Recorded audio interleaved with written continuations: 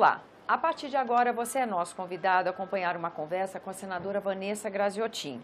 Isso porque aqui no Senado Federal, no plenário, há diversas reflexões sendo feitas a respeito dos últimos movimentos da Operação Lava Jato, ou seja, a partir da divulgação das delações dos representantes da Odebrecht, toda essa notícia vem repercutindo aqui na casa. E a senadora Vanessa Graziotin acabou de sair do plenário, onde fez um pronunciamento, uma reflexão sobre o tema, e é sobre isso que nós conversamos agora. Senadora, muito grata pela sua presença aqui no nosso programa. Apesar dessas delações já estarem sendo divulgadas há alguns dias, a senhora estava ausente do país, não era? Exato, estava numa missão oficial, mas desde da missão eu tomei conhecimento agora com essa comunicação, tecnologia que nos permite, mesmo longe, tomar conhecimento dos fatos, e de lá eu já produzi uma nota pública, mostrando não só a minha indignação pelo fato de que casos completamente diferentes são colocados dentro de um mesmo balaio, tratados dentro de uma mesma forma, não é?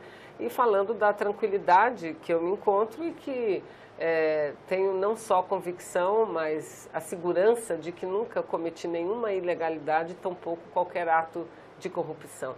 Então, eu acho que nós precisamos não apenas discutir casos somente, mas nós precisamos discutir o que vem acontecendo no Brasil a partir dessas investigações, que eu reputo são extremamente necessárias, são imprescindíveis, porque todos nós ou sabíamos ou ouvíamos falar de que, de fato, há um percentual de recursos públicos que caem e que são canalizados pela corrupção. Não há dúvida quanto a isso. Agora, o que não pode é generalizar de uma forma injusta toda essa acusação, porque dessa forma criminaliza-se a própria política, criminaliza-se os próprios partidos políticos, e isso é o pior dos cenários para a democracia. Isso é o pior dos cenários para o Brasil. Então, o meu caso é um exemplo, não é? O inquérito que foi pedido em relação a mim não é por corrupção. Aliás, eu não estou sendo acusada de nenhum ato de corrupção. O caso em que eu estou envolvida diz respeito a procedimentos eleitorais, mas não é corrupção, só que da forma como tudo é colocado, é dito para a sociedade de forma indireta, ou seja, induzem as pessoas a imaginar que todos aqueles que estão na lista cometeram ato de corrupção. E não é correto tratar as coisas dessa forma, não é? Mas como é procedimento eleitoral?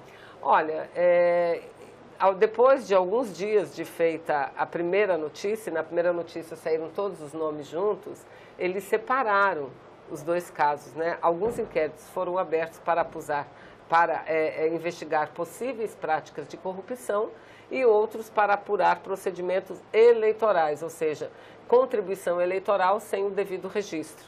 Então, há essa suspeita de que minha campanha eleitoral, não para o Senado, mas em 2012, quando eu fui candidata a prefeita, tivesse recebido recursos sem que tivesse registrado, o que também não confere com a realidade, não é? E nós vamos cobrar, nós vamos provar isso no decorrer do inquérito. Então, são duas coisas completamente diferentes. Inclusive, na abertura do procedimento, eles dizem, não há nenhuma evidência, nenhum indicativo que denote este fato como um fato de corrupção. Porque não há contrapartida, não houve troca de voto, não houve troca de absolutamente nada. E aí é que é a questão da corrupção. Se a pessoa recebe um valor para a sua campanha, para sustentar uma campanha, e depois de eleito, de alguma forma, retribui, não é isso? E não só na campanha. Muitas vezes, esses recursos eles são desviados para benefício próprio, pessoal, individual, para o enriquecimento ilícito, né? O que acontecia na Petrobras, o que acontece com essas empresas é exatamente isso que vem sendo revelado.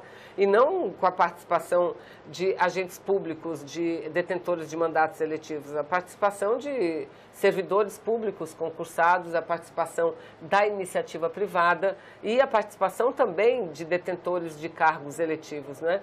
Uma parte, pelo que tudo indica, era utilizada para as campanhas eleitorais e outra parte para o enriquecimento ilícito. Aí o exemplo daquilo que vem sendo revelado em relação ao ex-governador do estado do Rio de Janeiro, que eu acho que é um caso extremamente exemplar, ao fato de que muitos diretores da Petrobras diziam, olha, a propina para essa obra foi de 100 milhões, 80 milhões ficou aqui com os diretores e 20 milhões para os partidos políticos. Isso é um caso clássico de corrupção.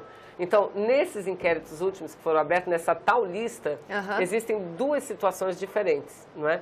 Mas, infelizmente, a forma como publicamente tudo vem sendo tratado, ele gera uma grande confusão na cabeça das pessoas e dificulta, inclusive, a própria investigação mais correta. Prejudica o próprio sistema democrático brasileiro, não é? Então, eu entendo, eu sou daquelas que acha que o combate à corrupção não é apenas uma bandeira de luta. O combate à corrupção deve ser um exercício diário, principalmente de quem exerce cargo público. E eu digo da tribuna, eu digo aqui, eu digo onde quer que eu esteja. Eu faço política como uma opção ideológica. Eu não entrei na política para receber benefícios pessoais, pelo contrário. Quisesse eu ter uma vida particular mais tranquila, obviamente que não teria seguido nem trilhado o caminho da política, seria, quem sabe, uma empresária do ramo privado, não é? Então, é terrível isso que acontece nos dias atuais. Você vê que diante de tantas denúncias graves, de tantos casos sérios, pegam de uma forma irresponsável, leviana, alguns casos que envolvem alguns parlamentares e colocam como se esses também fossem casos de corrupção. Agora, uma coisa também que a gente vê, parece importante esclarecer, é a questão dos passos, porque assim, agora na verdade é uma abertura de inquérito, não é isso? Exato. Ninguém está, quando as listas a gente vê na imprensa, quando são divulgadas, principalmente na televisão, a gente vê repórter falando, olha, ninguém está sendo condenado, nem julgado, é uma fase muito anterior que está acontecendo. Claro. Mas os procedimentos são lentos. Como é que fica a defesa da pessoa numa hora dessa? Então, eu também falei sobre isso, né? Acho que isso vai ser o mote, inclusive, da minha conduta daqui para frente. Eu sou a primeira que devo exigir celeridade na apuração, porque para qualquer pessoa, para qualquer cidadã, para qualquer cidadão, o pior de tudo é a dúvida.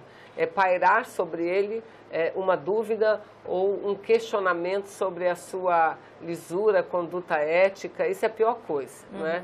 Ou seja, haver uma suspeição sobre ele. Para qualquer pessoa isso é muito ruim. Agora, para quem vive da opinião pública, isso é fatal. Então, mais do que ninguém, eu faço questão de que tudo seja investigado de forma célere e responsável. Será a palavra daquele que está dizendo uma coisa contra nós. Vamos buscar os elementos. Agora, no meu caso, por exemplo, a própria pessoa que levantou o meu nome, ele já disse, não havia nenhuma contrapartida. Nós não queríamos absolutamente nada, apenas investimos, doamos dinheiro para a campanha, que segundo ele seria de caixa 2, segundo nós, e a própria prestação de conta comprova isso, o dinheiro foi declarado. E a nota fiscal, o recibo eleitoral foi dado para a empresa que eles indicaram para dar, ou seja, não há caixa 2 no meu caso em absoluto. Então, mais do que ninguém, nós queremos essa investigação para deixar tudo provado. E há como a senhora ajudar a acelerar? Ou tem que se submeter a um ritmo do próprio Não. Eu processo? Acho que não. Eu estou muito determinada. A partir de agora, o inquérito corre, as investigações correm. E se perceber que há necessidade de procurar o Supremo Tribunal Federal, não apenas o ministro relator, mas a própria presidente do Supremo Tribunal Federal, se há necessidade de procurar o Ministério Público, a Polícia Federal para que as coisas caminhem, eu farei, e farei da forma mais transparente. Não vou marcar uma audiência escondida, não.